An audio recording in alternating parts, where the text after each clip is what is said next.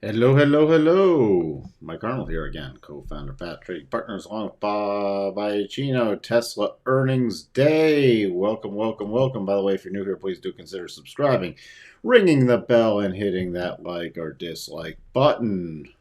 How is everyone doing today? So we had Tesla earnings. So we also had Bob Iacino on the market overview live stream. If you want to see what he thinks, not about Tesla, but about pretty much everything else, uh, tune into the watch the replay of that. So Tesla right now up 9:55 after hours, hitting into the daily rotation zone earlier today before the sell-off.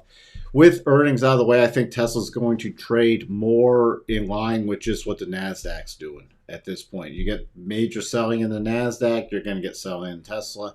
You get a lot of buying in the Nasdaq, you're going to get buying in Tesla. So you want to watch something else, and then I mean, if I haven't seen much divergences even before earnings. Now let's just recap what earnings did. Not seeing anybody in the chat yet. I'm seeing people watch though. So Tesla adjusted earnings per share 254 versus expected 236. Free cash flow that beat big, coming in at 278 billion, estimated at 1.67 billion. Fourth quarter automotive gross margin coming in at 30.6%, estimated 29.9. I know there's something on still being supply chain constrained. Let's see. Let's just say I'm looking for any other things. They said they'd still be supply chain constrained for 2022, but expecting, sorry about that, expecting a little, still good growth rate coming in here. There's just a lot of the usual pumping into earnings by the crew, I shall call it, and only up. Even with that beat, that's up to 963. It'll be interesting. The call should be going on. Some people might be watching the call. If anybody's got any more information on that, please let me know. I'm just scanning through information. Tomorrow, what we're watching for, let me get to the charts. Tomorrow, again, I was keying off this 975 area and anywhere in the rotation zone, which we rolled over. Now we're back into this 972 area post earnings. Tomorrow, on a move higher. Let's see. Let's just see if we have anything going on here. I'm just looking for any signals. I mean, you'd have a very aggressive continuation play about around today's high for a move higher. The problem is we have some significant overhead resistance even above the daily rotation zone. So anything coming up here, still you have a lot of trapped longs based off of this move. So overhead, you have a lot of trapped longs and who might be looking to ease up on some of their positions. So my target's the upside tomorrow, 995, then 1004, and then major target coming in at 1022 if it can rebound. Support, key support for me coming in right about major supports coming in right about 902, 900 to 902. So again, I'm just going to be watching the Nasdaq for key cues off of how strong or weak Tesla could and most likely be.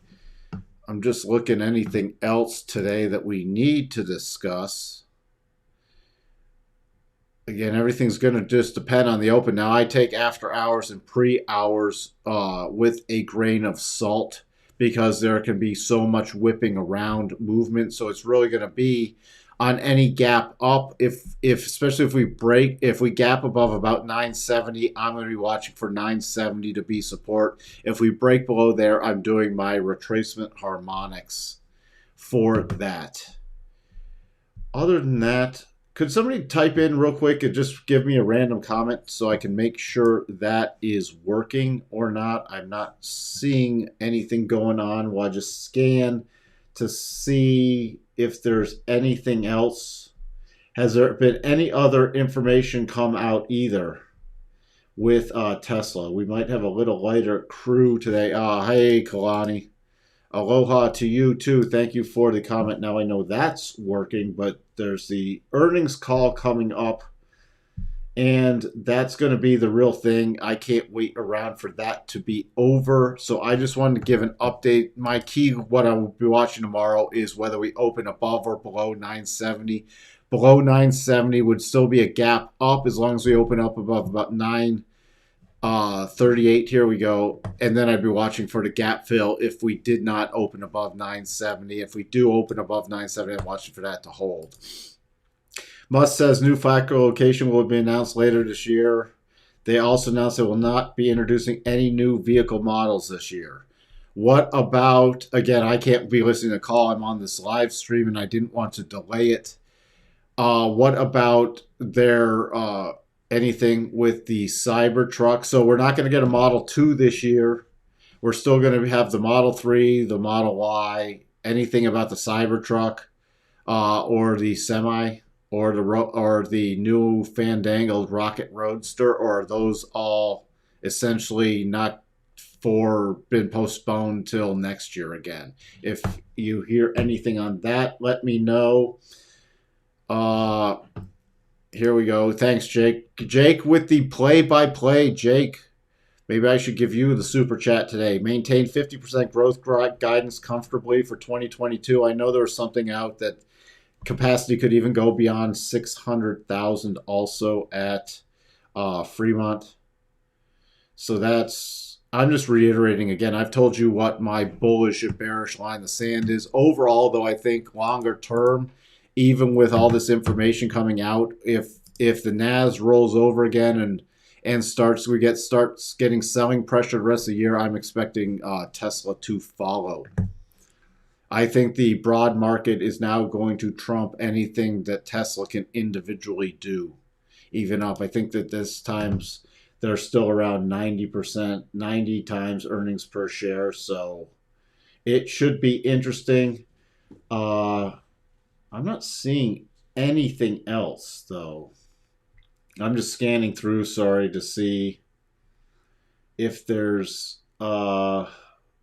anything else in my news feeds that I need to touch on. But no, I am not seeing anything. So this is just going to be, unless you have something else. Hey, Wavy, Tesla guidance is on. Yep. You made it, Wavy. You want to take a look at Apple? We can do that too. Apple, the key area for Apple, if you're wondering, for me, I didn't get to this in market overview, is 164. Again, we've hit the first and second targets on this major double. We gapped up essentially to the daily rotation zone. We'd have to get a starting to move around above 164, and then my next major area is just a return to about 168.25. This prior support becoming resistance in the top of the rotation zone. Let's get back to Tesla then. Let's see what else we have here. But there's your Apple. Wavy guidance is on here. Some things I picked up. No new models in 22. We covered that. Cybertruck in 23. Your inference. Now, new plant location announced. They're going to have a new plant location, but the location has not been announced yet. Perhaps by year-end Model Y will new battery pack design being produced in Texas. Okay. 4680 vehicles will ship this quarter, and those are being made by Panasonic, correct? Which is also supplying other auto manufacturers with those same batteries. It's not a sole source at this point. So I know that Panasonic can provide the 4680s to anybody there have a contract. It's not Tesla specific. But 4680s will ship this quarter. So we'll have to see on the what the range and price impacts to that are. I'm not seeing much else. We can just keep this shorter today and everybody can get back to listening to the call. Nothing about the semis. So I'll let everybody, let's see. Didn't expect. So this is from Gary Black, who's on Twitter right now. I didn't expect Elon to say, quote, comfortably above 50% growth for 2022. That will be interesting. Tesla has a long way down. So yeah, this is what I'm watching for more overall, especially with this earnings out of the way. Unless they can really get something going, I'm watching for overall lower prices. And I'm still watching to see when this massive weekly double top, which is not triggered yet, we'd still need over the next 2 days a close below 886 or in the coming weeks. But based off this week, verifying the potential double, it's not triggered yet. Yeah, I just covered what I was watching for tomorrow. There's not much news since we have the little post market bump up with earnings, but again, it's going to be what happens on the open. That's what's going to be critical. And now if the Nasdaq's rallying and taking off tomorrow, I expect Tesla to follow suit.